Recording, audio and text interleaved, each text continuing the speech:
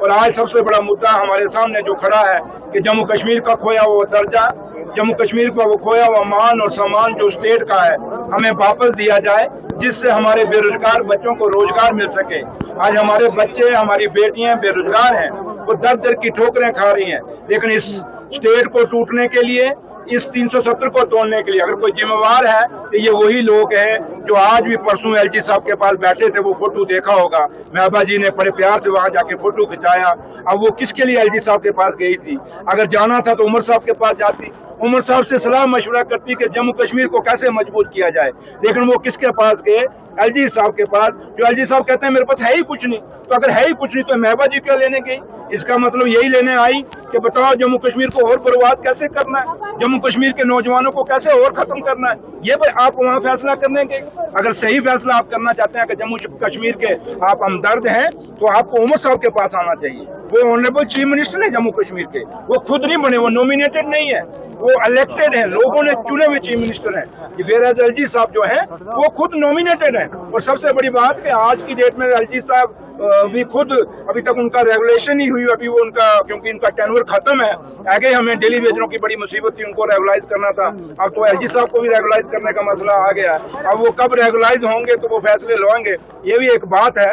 तो लेकिन मेरा एक ही मकसद है कि हम लोग जब जो वादे कर रहे हैं यहाँ आने का यही है। अगर आपने 6 महीने का वादा किया था कि ये काम करेंगे, उन कामों को आज खाली पत्थर लगाने नहीं आए बल्कि काम शुरू करने आए। सर काफी ज्यादा नुकसान हुआ। अगर एक सड़क के हवाले से बात करें तो मौजूदा सरकार क्या?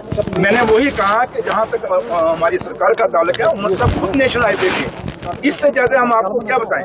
लेकिन दूसरे जो हमारे विरोधी हैं, जो दूसरी अपोजिशन पार्टी हैं और जिनकी लीडर परसों एलजी साहब का बैठी थी, क्या उन्होंने बात तब थी कि वो दिल्ली में जाती, वहां जाके बात करती कि हमारे ट्रक बंद हैं, हमारे सेब खराब हो रहे हैं। तो जब वो एलजी साहब को मिलकर आई, कोई बयान दिया बाहर आके प्रेस को, कोई ब्रीफिंग की? नहीं की। इसका मतलब क्या बात हुई? अगर बात हुई होती तो बताती ना। बात कुछ नहीं है, कप चाय पी और वापस आ गए। जम्मू कश्मीर को चाय नहीं चाहिए, जम्मू कश्मीर को मरम पट्टी नहीं चाहिए, जम्मू कश्मीर को मीठी मीठी बातें नहीं चाहिए। आज जम्मू कश्मीर को फैसले चाहिए, और फैसला ये है कि लोग जो जम्मू में बाहर में बह गए, कश्मीर में जो लोग साउथ में बाढ़ में उनका नुकसान हुआ, जम्मू कश्मीर के अंदर जो हमारे लोगों का सेब बर्बाद हो गया, इनकी चावल बर्बाद हो गया, जम्मू के अंदर किसानों की फसलें बर्बाद हो गई, उसको मुआवजे की जरूरत है। जो मकान टूट गए उनको मुआवजे की जरूरत है। जिनके घरों में आज पहनने के लिए कपड़ा नहीं है उनको खड़ा करने की जरूरत है। उन पे बात करने की जरूरत है, न कि छोटी सियासत करने की जरूरत है। तो लिहाजा लेकिन उमर अब्दुल्ला सरकार, जितने यूटी में हमारे रिसोर्सेज हैं हमने पूरे रिसोर्सेज अपने लगाए हुए हैं, और जितनी भी हमारी कोशिश हो सकी है। उमर साहब खुद देखिए हर जगह पहुंच रहे हैं, कल भी वो गए हुए थे, परसों भी गए थे, हर जगह वो किचन में भी पैदल चल रहे हैं। चाहे वो किश्तवाड़ में माता मचेल की चिशोटी में वहाँ लोग यात्रा में मारे गए, बेशक वहाँ यात्रा बंद नहीं की गई। ये सवाल एक खड़ा होता है, माता वैष्णो देवी की यात्रा है, उसको बंद किया जा सकता था, नहीं गई, लोग वहाँ मारे गए। उमर साहब हर जगह इन जगहों पे पहुंचे हैं।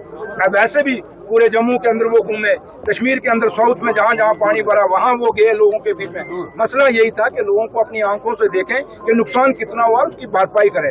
करना तो दिल्ली ने, पैसा तो दिल्ली ने देना है, लेकिन हम अपनी तरफ से एक मुआवजा देखें और कल बात कर सके कि नुकसान कितना हुआ है। तो लिहाजा हमारी पूरी कोशिश है कि लोगों को जो ये नुकसान हुए हैं, चाहे वो किसान है, चाहे वो सेब वाला है, चाहे चावल वाला है, चाहे लोग हैं आम है, चाहे व्यापारी है, चाहे दुकानदार है, चाहे वो गाड़ियों का ट्रांसपोर्टर है, जिसको भी नुकसान हुआ है उसके नुकसान के मुआवजे उसको मिलने चाहिए। Thank you.